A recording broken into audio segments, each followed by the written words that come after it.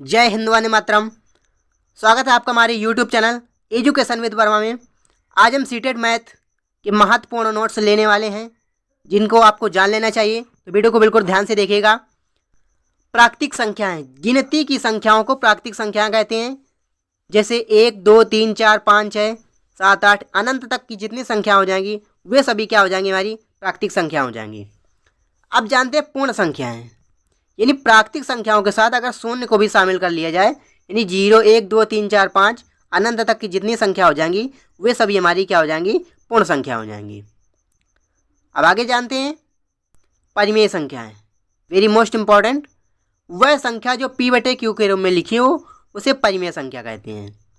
यानी 1/2 3/5 1/8 ये सभी क्या है, हमारी परिमेय संख्या है।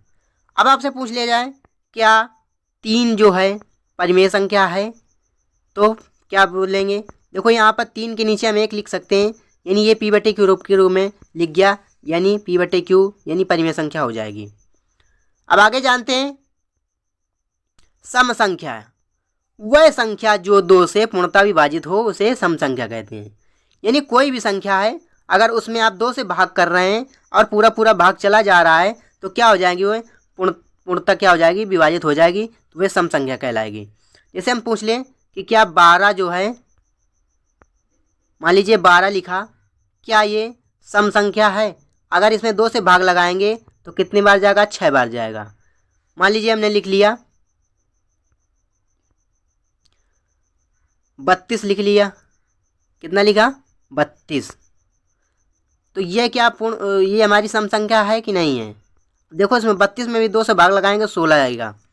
इसी तरह मान लीजिए कोई संख्या लिख लिए, जैसे लिख लिया 68 लिख लिया, क्या ये सम संख्या है? इसमें भी 2 से भाग लगाएंगे तो कितना आ जाएगा, हमारा 34 आ जाएगा। यानी ये भी क्या हो जाएगी, हमारी सम संख्या हो जाएगी। अब जानते हैं विषम संख्या।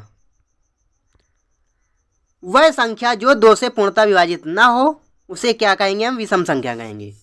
यानी 1 3 5 7 11, ठीक है, 9 11 13 15 17 19, जिसमें 2 से भाग ना जाए, पूरा पूरा भाग ना जाए।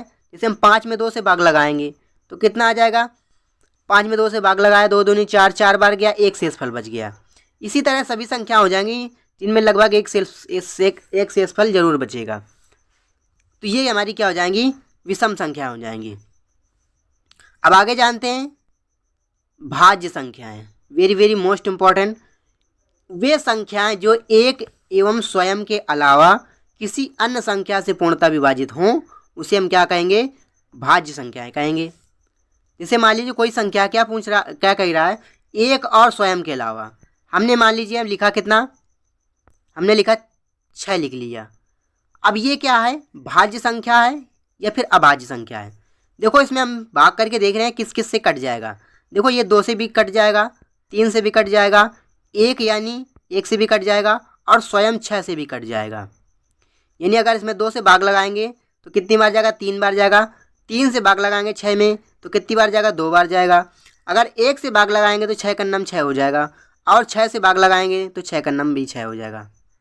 यानी इस तरह से हम जान लेंगे कि भाज्य संख्याएं जो स्वयं से कट जाएं और 1 से कट जाएं, उसके अलावा किसी एक संख्या से या 2 संख्या से, किसी भी संख्या से कट जाएं। अब जानते हैं 1 से 100 तक की भाज्य संख्याएं कौन कौन हैं, आप लोग इनको नोट कर लीजिए।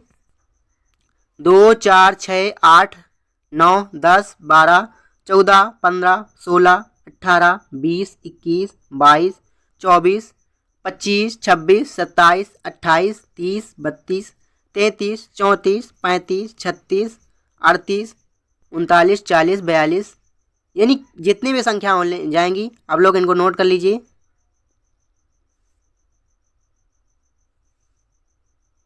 वीडियो को रोक कर देख लीजिएगा।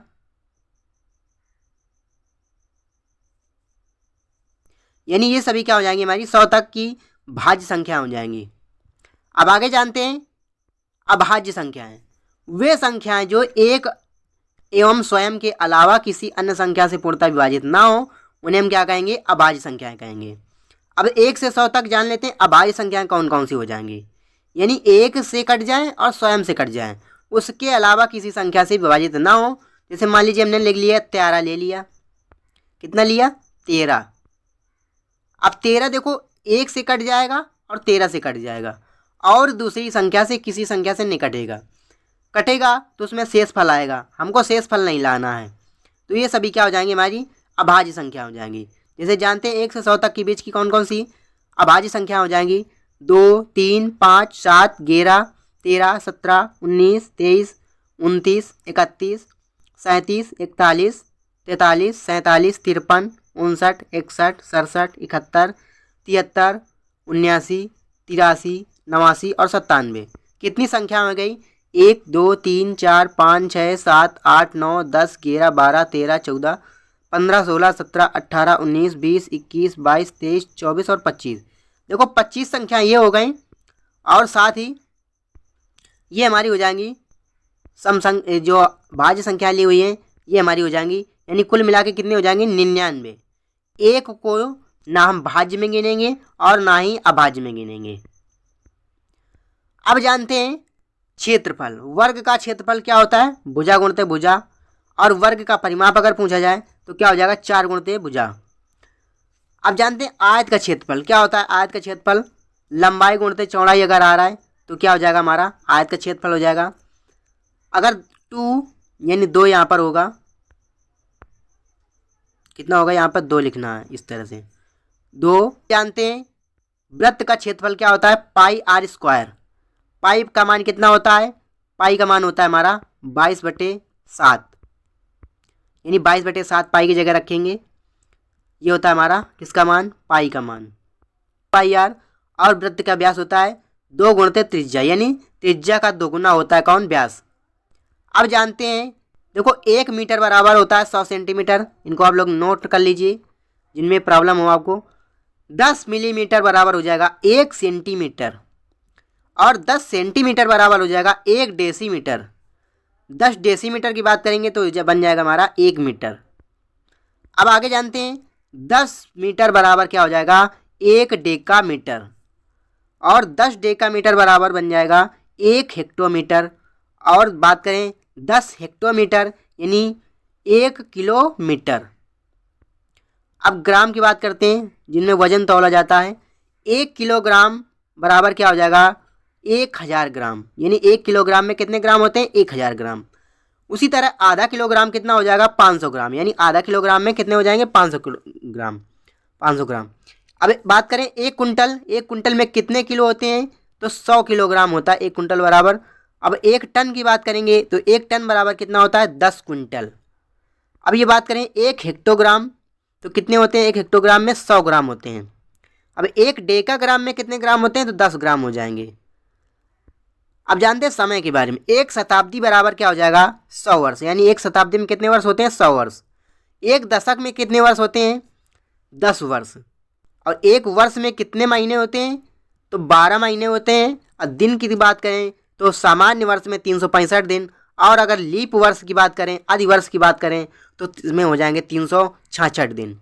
वेरी मोस्ट इंपॉर्टेंट इसमें कि इसमें पूछा जाता है आपसे कि लीप वर्ष में कितने दिन होते हैं, तो इसमें 366 दिन होते हैं। या फिर आपसे ये पूछ लिया जाए कि अधिवर्ष में कितने दिन होते हैं, तो भी क्या हो जाएगा हमारा 366 दिन हो जाएंगे। यानी लीप वर्ष पूछा जाए या फिर आपसे पूछा जाए अधिवर्ष, लीप या फिर अधि।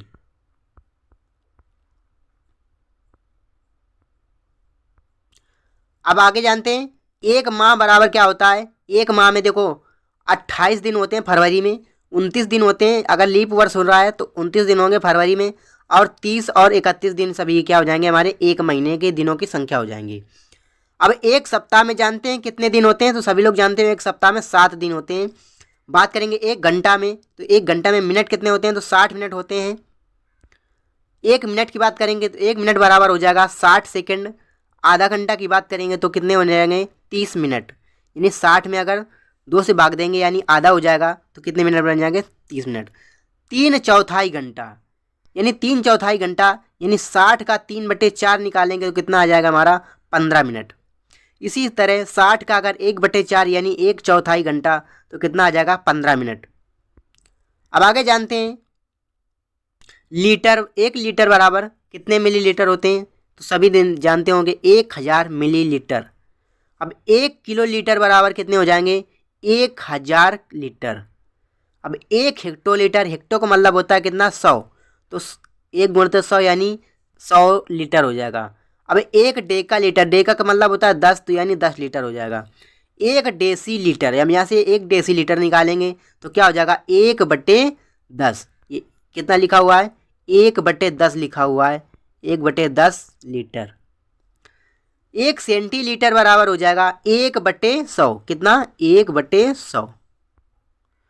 इसी तरह 1 मिली लीटर तो कितना हो जाएगा 1/1000 लीटर। समझ में आई बात। अब आगे जानते हैं औसत क्या होता है।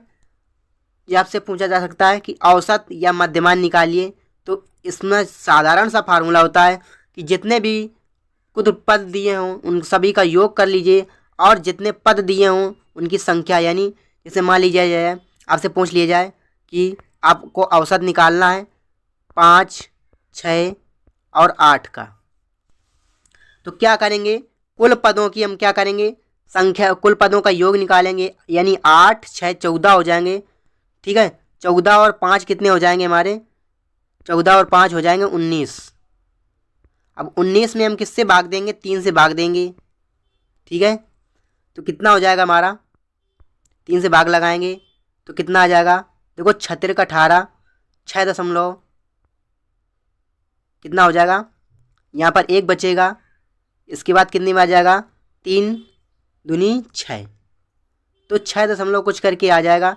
इस तरह से हम क्या निकाल लेंगे, इसका मध्यमान या औसत निकाल लेंगे।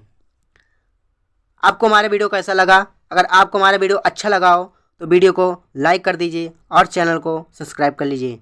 चलिए मिलते हैं अगले वीडियो में, तब तक जय हिंद, वंदे मातरम।